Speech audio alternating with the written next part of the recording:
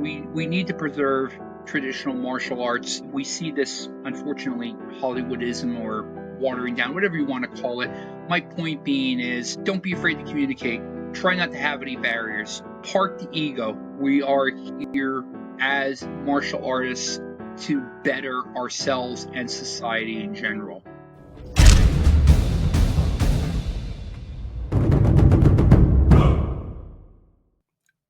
Welcome, you're listening or watching the next episode of Whistlekick Martial Arts Radio, and today I'm joined by Mr. Mark Caesar. Mark, how are you today?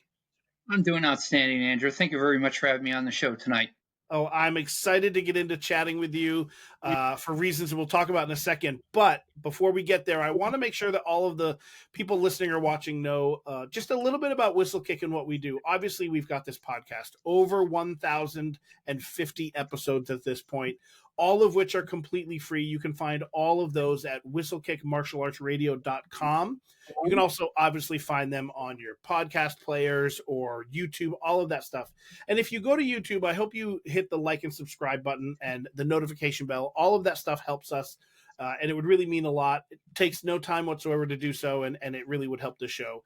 Also, if you go to the website, whistlekickmartialartsradio.com, you will find a subscribe button at the top where you can subscribe to our exclusive podcast newsletter. You'll get notified of every episode as it comes out. You'll also get a free book. It's kind of cool, free stuff. But this podcast is one small part about what we do. Whistlekick does lots of things, and you can find all of those things at whistlekick.com. Whether you want to attend one of the events that we host throughout the country, maybe you want to purchase a t-shirt or a hat, or maybe a training program, or maybe some books. There's so much stuff there. So please go to whistlekick.com and find all of that stuff there. All right, Mark, here we are to chat about, unsurprisingly, this should not surprise anyone listening. We're here to chat about martial arts. So, it's funny how people's journey starts. Mine was quite by accident. I was always a small kid, not necessarily bullied in the sense, but never really knew how to defend myself. I somehow got into ice hockey. It's a totally off tangent story, but I absolutely love the speed and the fastness of the game. I could ice hockey fight, but I really didn't know how to street fight. So my martial arts beginnings was very, very humble. After my semi-pro career ended, I played very briefly in the old ACHL, which is now replaced by the ECHL for the Mohawk Valley Comets. Played a couple exhibition games, didn't get any regular games, got cut, numbers game, whatever. So my father's business had not taken off at the time, and he says, well, you got to get a job. So here I am, 23. I did not have a college education. I dropped out of the University of North Dakota. Hard work ethic, but no clue on, I wasn't a really good student at Swan, Blooming Swan later in life. So one night I'm working at a local gas station, and I'm doing the 12 to 8 a.m. shift because no one else wanted to do it, pumping gas. An individual pulled in with his girlfriend. Now, I knew the girl from high school, but I didn't know him. And she and I did not get along in high school. Let's just say my mouth ran a little bit. Not so much swearing, but I was very wise in my response to when they came in. She gave me lip and outstepped the Lord Humongous. The guy was as wide as he was tall. Andrew, I've never been so terrified in my life. And again, ice hockey fights, you pull the jersey over the guy's head, you get a couple shots in. The individual came up, started swearing at me. I immediately instinctively grabbed the gas nozzle and the wiper, and I got it right in his face. And I'm like, well, if you're going to do anything, I'm going to burn you in the eyes or set you on fire. I came home after my shift, and my hand and my knees were shaking. I'd never been in that situation. Even 10 years ago, I faced a life-threatening disease. I have open heart surgery. And fortunately, I was able to survive that. That's why I'm here today. So I went to the gym a couple weeks after the incident and was working out. I was chatting with my buddy, and I made the best mistake, one of the best mistakes of my life. Told him what happened. He goes to me. He literally goes, hey, there's a karate school down the street. So me, being very analytical, I followed that line. Went to the wrong dojo. I went to the American Ishinryu of karate. School of Karate in Washington, New Jersey, and that started with my martial arts journey. I was there for 9 years. Um, Unfortunately, in 1996, a combination of my father's untimely passing, my mother's diagnosis with ovarian cancer, I had to step away from regular training. I had to take care of my mother. So there was a number of other factors going on. Had just gone back to school. I told you in one of the messages regarding being both a scholar and a warrior. So I just started my accounting career at that time, and I was running my father's business. So I stepped away from regular dojo training, but I continued training on my own. So after my mother passed, I moved here to northeastern Pennsylvania. It was difficult to find another Ishinru school in the area. And of course, 20 some odd years ago, the internet was definitely not the same way it is now. So knowledge and connection and whatnot, I had to do a lot of digging in order to find the dojo that I eventually wound up in. So I have to enter. You talked about wild animals paying a visit during our call. This is one of my wild animals. So I eventually was able to find an Ishinru school in the Stroudsburg area, and I trained there from 2012 until 2017. Um, there were mitigating circumstances there, including with my former sensei, which I won't get into at this time. So I was able to connect eventually with Sensei Bart Ganster, who I'm training now with, when I can get down to Reading, Pennsylvania. So through Ganster Sensei, who comes from the Harry Smith lineage, I've been able to connect with various individuals. I have a very good friend, H.P. Henry, out of the North Carolina area that we converse and we talk about different things, the background of martial arts. Um, 20 some odd years ago, you were kind of forbidden to go outside your realm and to interact with other martial arts because, for whether insecurity reasons or whatnot, it was frowned upon. I had lived in Hazleton, Pennsylvania, and my first sensei, I blatantly told him, regarding an interaction I had with a gentleman who trained directly with Wally J. And I wanted to find out more about jujitsu. I made the mistake of telling him, and back then, of course, asked the sensei's permission. The relationship went downhill after that point. I have been my my interests range from history, specifically military history, martial arts history, science fiction. You throw down a book if it's of interest, gardening, cooking, I will read it inside and out to get the knowledge of it. So I've always pursued that knowledge path within the martial arts. That's what eventually led me into first Tang Soo Do. So my friend Vadim, who he'll enjoy when he sees this clip, used to work with at an IT company in Stroudsburg, Pennsylvania. So he saw a yin and yang symbol I had on my desk, and he goes, "Rock, you're running Tang Soo Do?" And I'm like, "No." Andrew, his mitts are about yay big. He slams it on my shoulder. Now, this is my arthritic shoulder, I have to mention, which is very, very painful. So he goes, "You must come train with my master." And I'm like, "Okay, Vadim, you're crushing my shoulder there, friend, So I started the Tang Soo Do journey in 2008. I first trained at Pocono Tang Soo Do and then eventually hooked up with Master Nick due to some changes in my life, between jobs or whatnot. So I've been on the Tang Soo Do journey since then. Currently now I'm Samdan, and hopefully next month I'll be up for a Sadan assessment, which is fourth dan. But there was always that key piece that was missing. I have to give credit to a couple individuals, Sloan Sensei, who is now currently, I believe, on the Abraham Lincoln, as well as Pogue Sensei, who just got introduced to the Ishinru Hall of Fame a couple weekends ago. Set up a program with USA Judo to get your black belt in Jiu-Jitsu. I didn't feel comfortable in submitting a video. I really wanted to drill down. Whether I'm rebuilding an engine, a brake job, if I'm doing masonry, like I built my own grill, working on, I want to be able to start from the ground up. So I started doing some digging. So I was able to connect with a gentleman in New England you may or may not have heard of, Tony Anise. So I told Anise Sensei exactly what I'm looking to do, and he says, "Hey, where's this Pittston, Pennsylvania? Are you anywhere near it?" Well, it just so happens that's where my girlfriend grew up. So I said, "Yeah, I could be available." He said, "I'm going to be training with one of my students, Paul Zavosak." Cool. Went down on that seminar almost 5 years ago. Met Zavosak Sensei, met Anise Sensei, and we got to be talking. and we started going through the maneuvers of joint lock. All of a sudden, I'm looking, and I still have this to this day. It's an Kata. That's in Saison. I have these moments, and it just like you hear that record needle scratching your head. So I started pursuing studies in Daito Aiki Jiu-Jitsu, which have led me to train directly with the heir of our discipline, who came from the founder in Daito, Michio Tanosuke. Made 2 trips over to Japan, one this past March and one in 2023. I believe we'll be going back over next May, tentatively. But my journey has been not just about training, but it's been connecting. I mentioned about Henry Sensei. I mentioned about Ganser Sensei. Dalvasak Sensei has been a great factor. Master Acri, but people like Anisi, people like Albert Mady up in Canada. These are the individuals that 20, 25 years ago you were told, you can't go out and coordinate and meet with.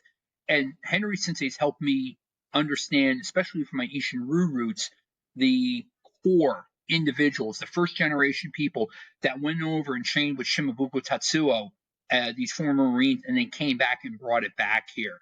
And I would give my left arm to go back 25 years to train with a Nagel, to train with a Mitchum, to train with a Harold Long. But I'm fortunate enough to meet people who have trained with these people and help enhance my karate. And in itself, I think it helps advance me and enhance me as a person. Wow. I mean, there's a lot there to go from. And, one of the things that a few things that I'm curious about. I wrote a couple notes down here, and the transition from Ishinryu to Tang Sudo is an interesting one. And I'm wondering if you can talk a little bit about what that was like, because that's not, for some people, that might not be an easy transition. It wasn't. A couple things is if you know Ishinryu, vertical punch, Tang Sudo, horizontal. The chamber, Tang Sudo up here, chamber, Ishinryu on the hip. Stances, heel toe, Seisan, very, very deep. I have an arthritic knee that sometimes I can't hit those really, really low stances. I do have those light bulb moments, and I have to reflip the switch when I'm doing it. I have found that meditation and focus, I have to remove a child who wants to join. I found that I literally, if I'm going to train Tang Sudo, Daito Ryu Aiki Jiu-Jitsu, or Ishinryu, or any other art, while there is this interweaving in a certain aspect, I have to be in that mode that day. I can't have any carryover from another class. It is difficult. It takes a very disciplined, focused mind. The forms I found especially very easy on, due to the patterns, were not that difficult for me to pick up. And there are 4 kata in Ishinryu that are very similar to Tang Sudo Kyungs. Seishan and Seisan, very, very similar. Very, very similar. Kang Sun Kun, Kusan Ku, very, very similar, especially with the heaven and earth. And I'll get into that in a minute because that's a move in Daito-Ryu. The other one, Shinto and Jinto, they have a lot of crane stances or the knee interlock, and there's 1 or 2 jumps required in both of them. But the one commonality of all of them, Nahanchi. Nahanchi Chonan and regular Nahanchi. The major difference is in Ishinryu, you go in one direction, and Tang Sudo, you go in the other. And other than a Nikite strike or a fist when you punch, there's really not a whole lot. And this was the brilliant thing I got to know with Anisi Sensei. And Master Alan Sharp allowed me to paint the canvas when I was in Houston last November, attending an oil spill conference show, something I do on the side. He let me teach the class, do Nahanchi on your back. And if you start taking a look in the moves, oh my God, this is what the MMA guys do. That's my light bulb moment. And this is the thing that I've been trying to convey to individuals. And again, hopefully maybe at whistlekick. We're different, but we're the same. And if I can convey that message and people can understand and come together and understand the nuances of our different arts, but the similarities, then I think that you have promoted the martial arts not just as a fighting or self-defense, but a unifying among all martial artists, that we are a little bit different, but we still have the same foundations. Yeah, we say here at Whistlekick all the time that there is more that connects us than separates us, regardless of what style you do, regardless of where you live in the world. Within martial arts, there's way more that connects us than divides us. So that completely makes sense. Absolutely. You'll see, and I've dabbled in kenjutsu as well. Comstock Sensei lives up in the Tunkhannock area. When you come to your kamae, wait a second. Ooh, it looks like you're holding a sword or a jo or a boken. And this is the beautiful thing of working with Zavosek Sensei. When we've been doing the weapon work, that's when all of a sudden the empty hand into Kabuto, that switch really kicks on. So I've been able to really, really enjoy that. And to translate from ice hockey, okay? So you're holding a stick. It's the same thing. It's your extending of the body of the action what you're doing when you're shooting the puck. It's the same thing with the projection of the weapon. And I think those tie-ins have allowed me to really enhance and make my martial arts that much better. Hmm. So here's a question. Okay. Your first school, you were told go there, and Mm-hmm. you followed a straight line, and you went to the wrong school. You went to an Ishinryu school. Do you know what the other school? What were you quote unquote supposed to learn? Taekwondo. Oh, really interesting. So how ironic that I eventually got into a Korean art at a later date. It wasn't the initial art. So who knows what my path would have been had I not literally veered off the compass a couple degrees. Yep. And you obviously would have still found, if you had done Taekwondo, you would have then, if you had then transitioned into Tang Soo Do, obviously would have found a lot of similarities. You already mentioned a bunch between Ishinryu and Tang Soo Do, and you mentioned the Heaven and Earth from Kusanku. Like you mentioned something you wanted to talk about. So one of the techniques we do in Daito-Ryu is if someone is grabbing both hands, and on my avatar on my Facebook page, you'll see me with Jet Sensei doing the projection, the lock. It's a very simple training exercise where you make the connection with the individual. In real life, obviously, you're moving, you're upsetting, you're joint locking, you're getting the person up. Well, the heaven and earth maneuver is one of the techniques we do where you turn the hands. You want to turn, and it took me years to understand this. Turn that lower hand. Understand when you're dumping someone, if they're holding you, you're turning that outer pinky, and think of like if you're sitting, especially in states that you want to push off. This hand is not doing the dump. This is the person is grabbing on. So think of it as fishing. So you got that hook in, and just before you nail the hook and bring it in, this is the hook. So the person's hanging on here. This is just the dump hand. So in the kata, you have that. So those are the moments that I have where, a block may not necessarily be a strike. A block may be something else, but a block can be a strike can be a block. And for those of you that are only listening, you're going to have to go to YouTube to check out what Mark just did. So you've obviously done a lot of travel for your training as well. I mean, obviously you're in New Jersey now, or no, Pennsylvania. So I'm in northeastern Pennsylvania. I'm about 2 hours due west of New York City, due north of Philadelphia. So let me tell a little bit about my other passion. So my other passion, my dad was a chemist and a multiple patent holder. One of the reasons why I just went to Houston 2 weeks ago and initially in November, he has a patent for a technology to take cellulose and make it 100% water repellent. My good friend Lee Hunter over in Thailand is in the process of setting up operations. I mentioned about the individual we talked about earlier who did not follow through in the contract. So in my travels to find, it's literally been my crusade as much, if not more, than the martial arts pursuing. The martial arts I bring along when I go to any of these trade shows or meet with individuals to build the business. So that being said, I've probably been to 24, maybe 30 different dojangs here in the United States, in Canada, in the United Kingdom, and in Athens, Greece. My travels with other individuals, like I said, have taken me to Japan.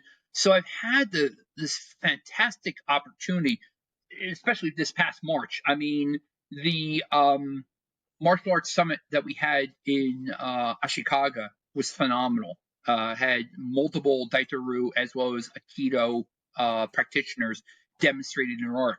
Our group was first to go, and I got to do a particular, just a single kata for Ishinru, which is Sun Tzu.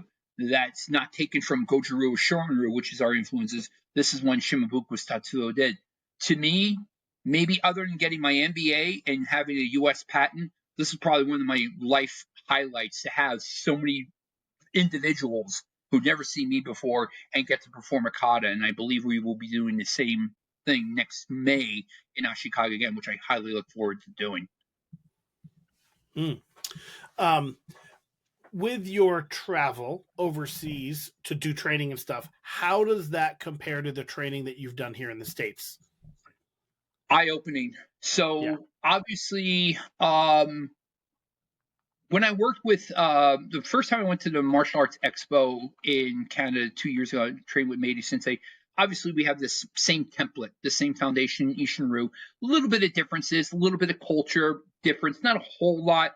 A little bit more warming, welcoming than, like I said, this secret society or this just, you can't train elsewhere. In Japan, absolutely welcome with open arms. I mean, it was just we were embraced by Jet Sensei as well as all of his associates.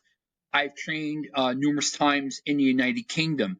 My very dear friend Ronald Bronte unfortunately passed away due to affliction with COVID during the COVID pandemic. He numerous times I probably made 4 trips over, and he always took me out. His favorite line was after hard training is, "Your money's not good here, mate." He wouldn't let me pick up the tab. I did pick up once.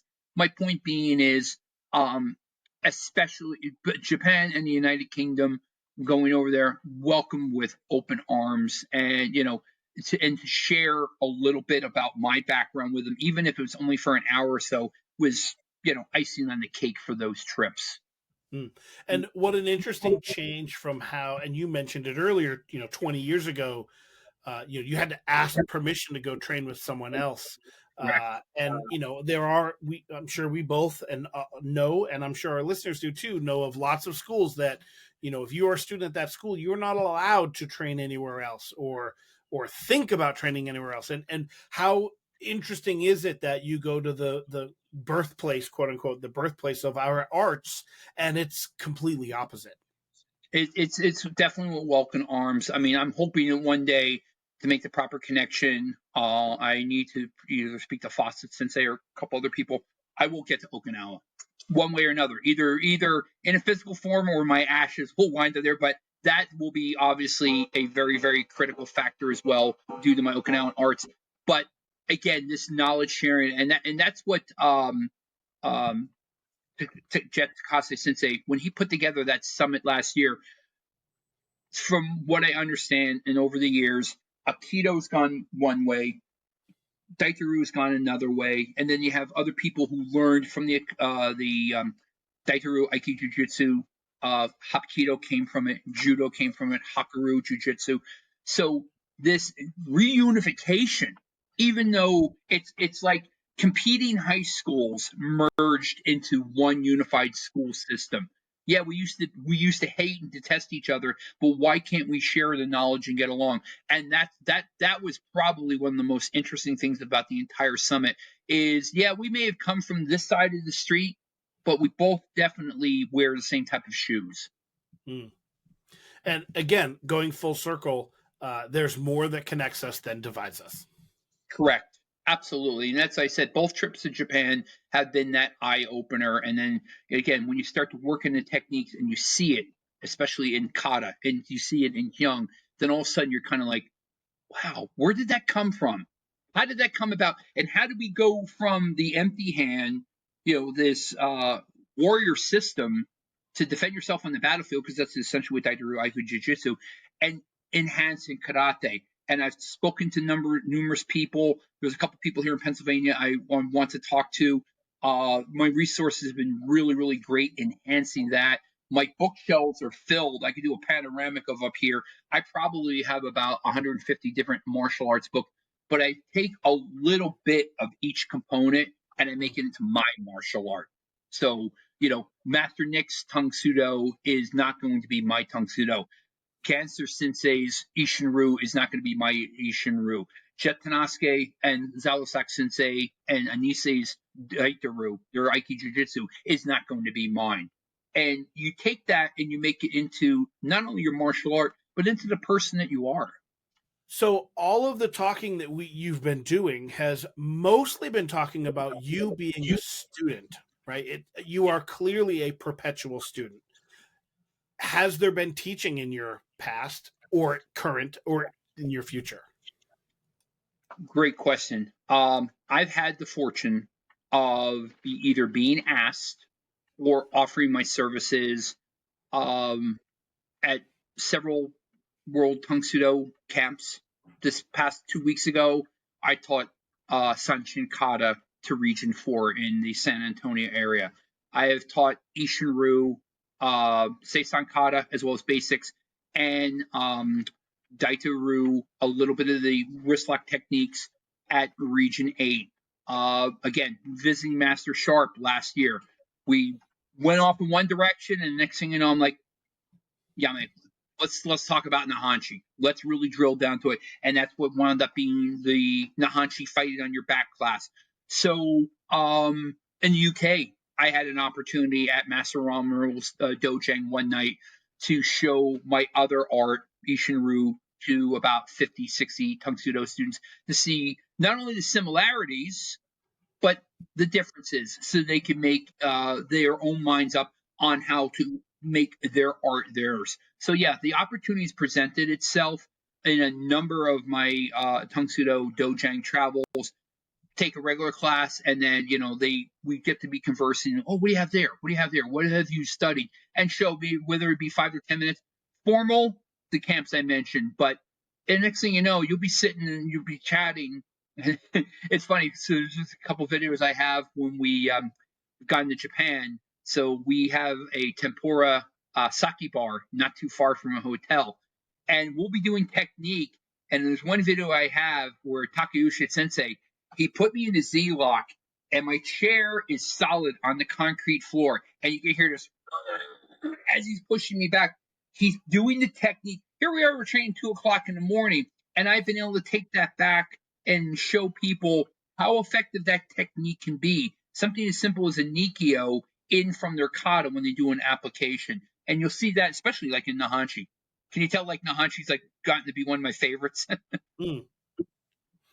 And it's interesting and maybe not surprising because it is the kata or the form that probably shows up the most in most styles of martial art.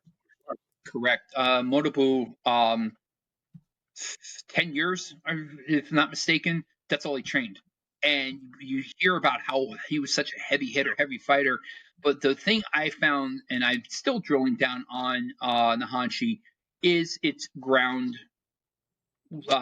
fighting capabilities. The confrontation, the cornering, if I threw somebody against the wall or vice versa, how you can use it to your advantage. You get up and you do that stomp, and you just hear my hitting for. But imagine doing that to somebody's knee. And I've never really had to use it in the sense of like a life threatening. I'll be perfectly honest. I used to work prior to where I'm working now at a local warehouse, and there was a couple of individuals who, I would wear like a martial arts t-shirt and they would just start like, oh, what do you think you're tough guys? And I'm like, look, dude, don't. Please don't. You're only going to wind up getting hurt. And you would do like a very minor technique, like they would shove you. They would physically not think about it and haul off. And you put somebody in an armbar real quick, and they're like, "Whoa, the guy knows what he's doing." Yeah, don't mess but these instinctive moves that you do when you train your kata over and over again.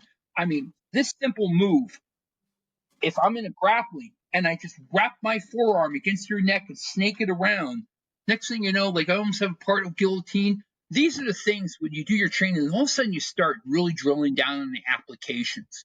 Then all of a sudden you realize, hey, if a situation happens, so be it. I found obviously the best application, don't confront. You know, as long as you have that confidence in yourself, which is something I did not have for many, many years. Growing up, again, I was picked on. I'm not going to deny it. I have a nice scar across my nose when I got my glasses broken as a kid. My father was a World War II veteran, and he says, "We'll punch him in the face the next time they do that." And of course, back then you could get away with kind of stuff like that, maybe a 1 day suspension. Nowadays, you have your I won't agree with some of the policies of the school system, but I think the thing of it is that bullying can be stopped in its tracks with a proper mental approach, which obviously comes from the martial arts. And you see it, especially over in the Far East in Japan. They teach the school students. I know a couple of people here that have tried to implement that into local school systems, and whether it be the Board of Education or the PTA, they don't get it. And I think if that was implemented on a very low grade scale, I don't think you would have half the children on medications. I think your discipline and respect would certainly be a lot better. Again, these are my opinions. I'm sure there are scientific studies, but I think that's something that can be instilled. This is a life learning art. It's not just, I just made rock belt, and then I'm going to put 10 notches on it. This is something you do on a regular basis, whether it be Qigong, whether it be stretching, whether it be meditation. I used to have horrific, and I still get them every now and then, pulsing headaches. I got a concussion. Actually, I've gotten two. One from playing soccer in high school, went up for a header, got knocked out for 20 minutes. Don't remember a thing. Lost my college scholarship potential as a result of that. Got another one playing ice hockey. And sometimes I have short-term memory loss as a result. My point being is the skill set that I've learned from the martial arts helps me get past those adversities. 18 days. This was split open. I was back to training at my old dojang. 18 days. Mm. So even though I wasn't training, obviously, hard, I was working with children. I was teaching class. I was up on my feet and I was moving around. And I think that's one of the things, the hidden things that training the martial arts and you can share with others that even when you're down, it helps you give that ability, that tool to put in your life toolbox to pick yourself up. Mm. Talk a little bit about, you mentioned twice now, you had some pretty major surgery and you didn't stop. I mean, obviously you weren't training while you're in the surgery table, right? Operating table, but you obviously had to take some time. But what was that transition like back getting into training after having major surgery? So the first major injury that I've ever had in my life, and I've had a couple from playing ice hockey, was my shoulder got separated. Think Mel Gibson in the Lethal Weapon movies. I laid somebody out in Sunbury, Pennsylvania. Next thing you know, his skates are up. He's in the penalty box. Problem is, my shoulder was wound up over in Selinsgrove. So if that's like a local PA reference, like it banged up. I drove home like this. Thank God I had automatic transmission because I could not lift my arm.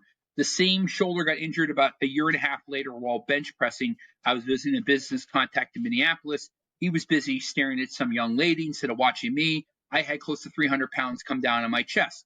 If you deer hunt and you hear that sound of when you pull the hide off of a buck or a doe after it's been frozen, that tearing sound, that's what this sounded like.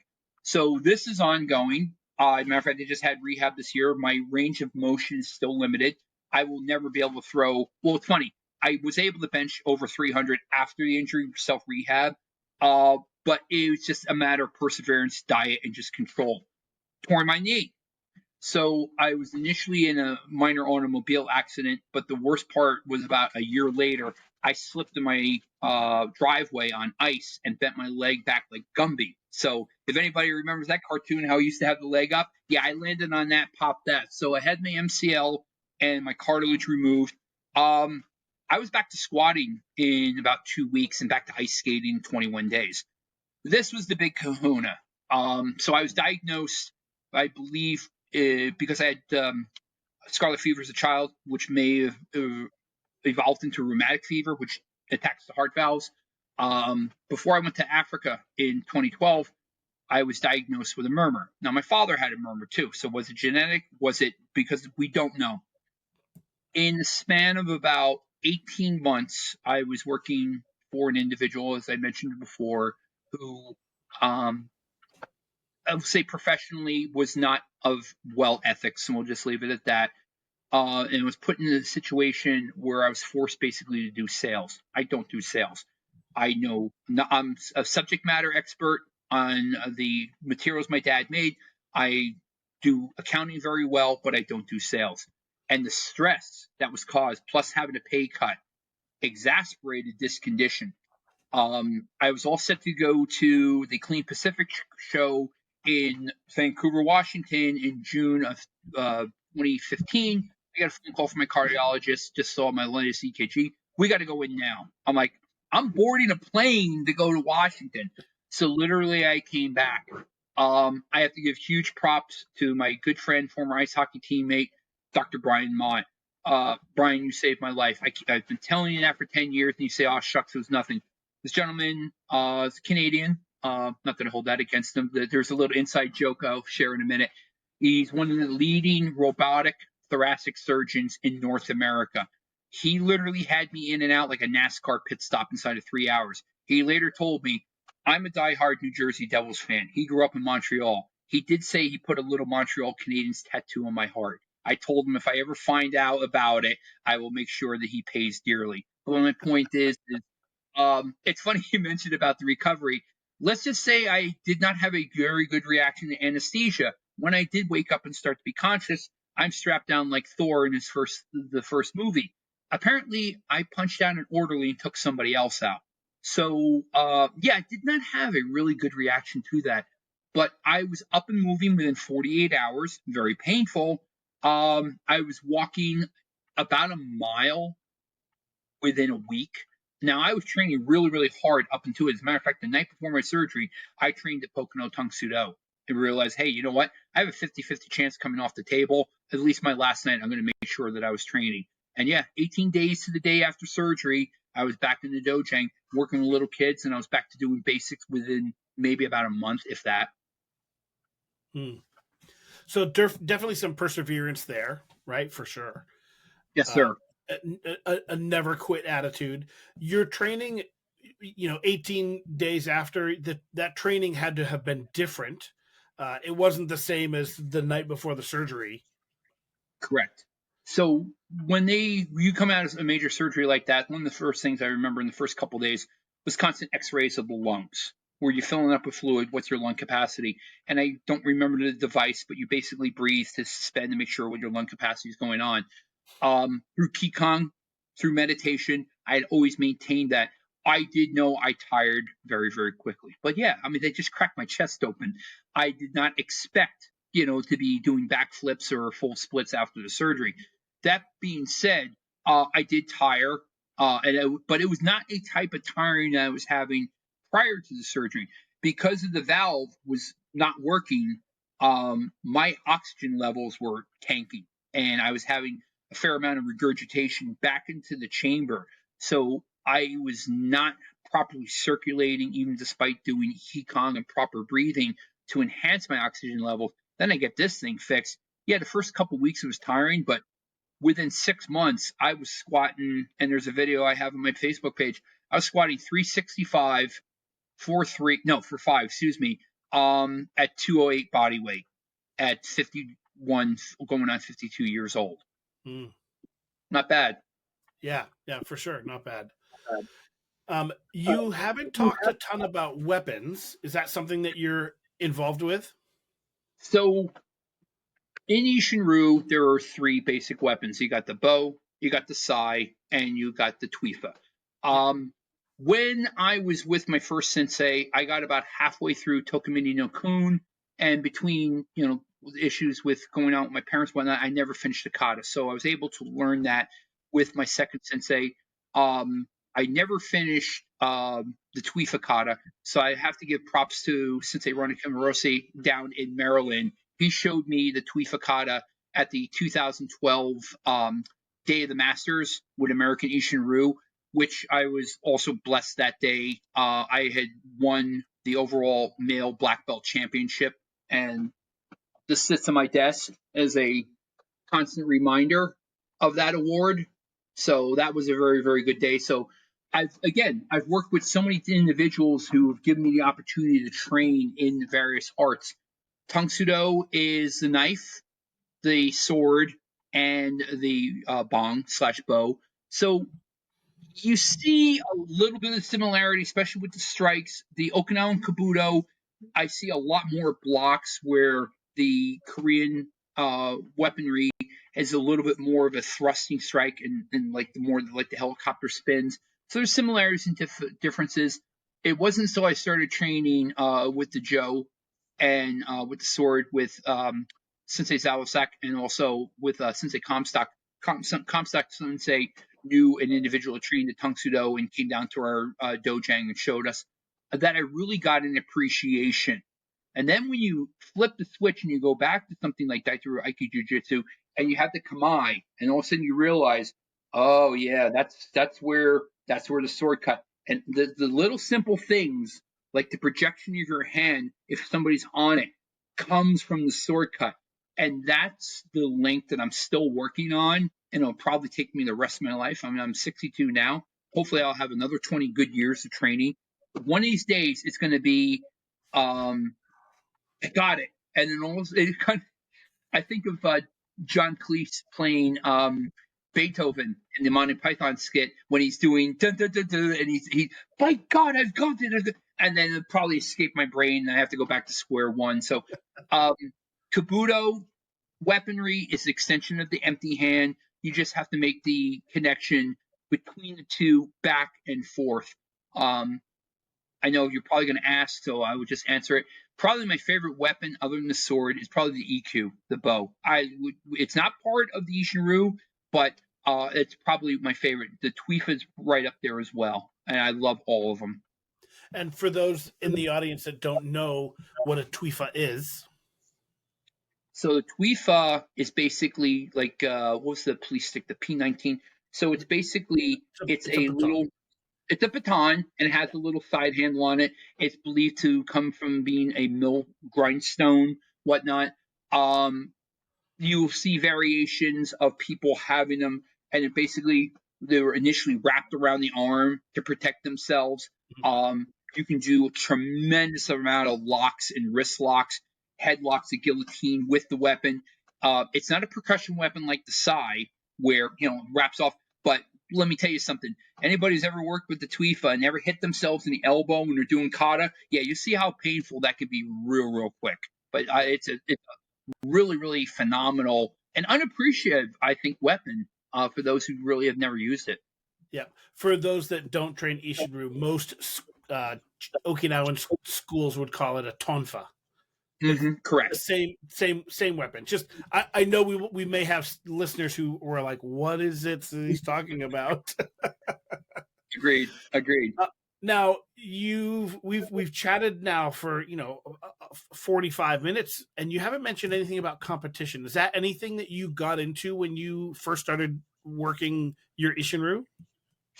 So my first sensei was not about going to tournaments. It wasn't until I met my second, and I was hooked.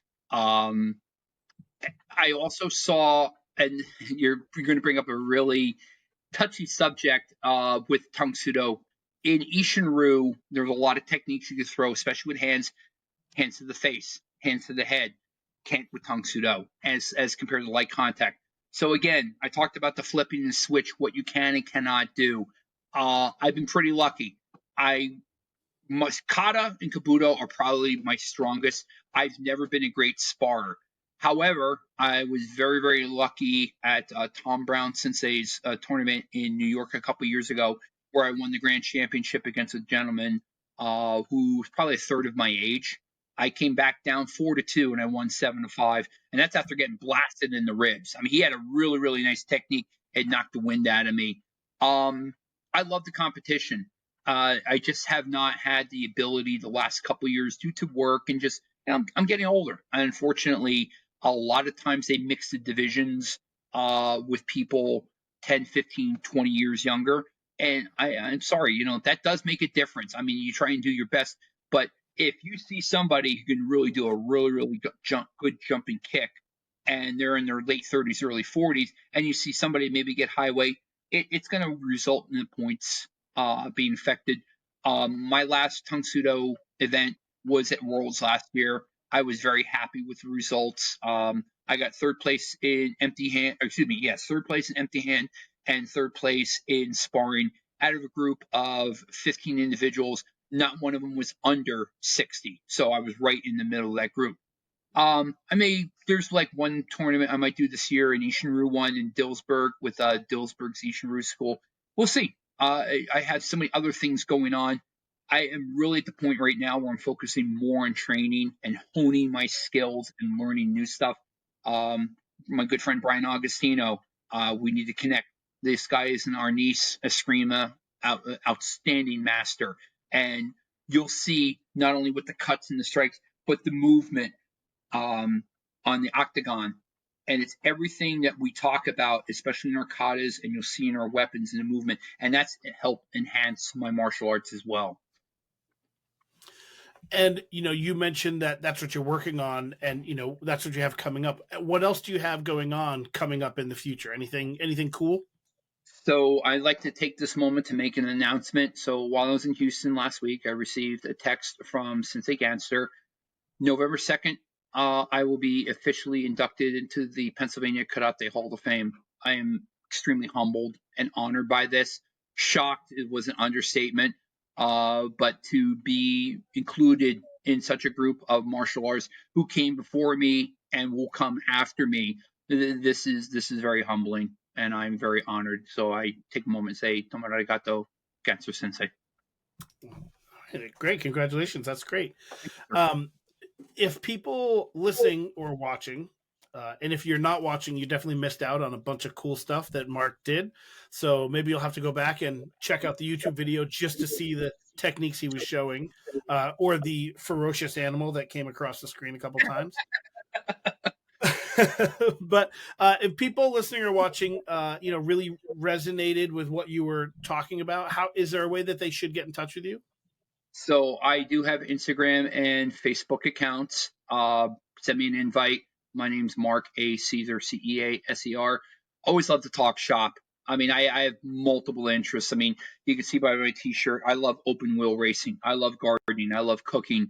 I love knowledge and sharing with that, whether you're ripping apart an old engine or you're breaking down a kata or a hyung. So yeah, reach out to me. I'm more than willing to look forward to connecting with other individuals with like-minded and are looking to share knowledge and experiences. Before we keep going, before we wrap up here, where do you think that analytical mind came from? That thirst for knowledge? So I was blessed and cursed, depending on one's point of view. My father was a self-taught chemist. He served in World War II. When he went to college, he found out he learned more in high school, and this reflects to the education system we talked about before. My mother started off as a journalism major and later became an English teacher. So I had two really strong disciplines. I would have loved to have been a chemical engineer, which is why I went to North Dakota, but I couldn't balance an equation to save my neck. But I can balance a balance sheet. So I found out my strength was numbers. Well, numbers communicate in one way or another.